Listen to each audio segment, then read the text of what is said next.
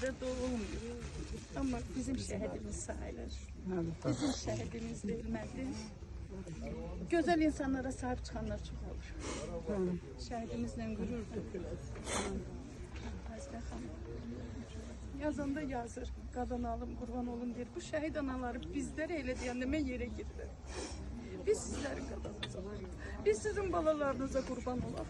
Siz o kadar korkursunuz ki birden xalq onları unutar. Bak o qorxunu hiss edirəm.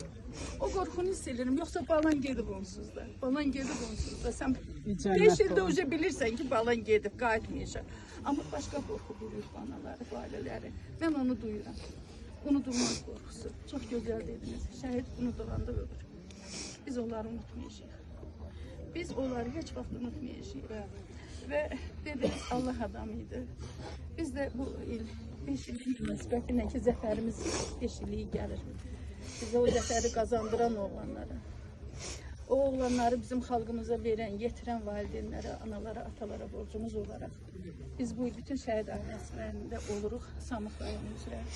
Və hər birinə də eyni bir tablo, Allah kəlamı var. Çünki o evlatların yerini nə qədər təsəlli versən də olası deyil.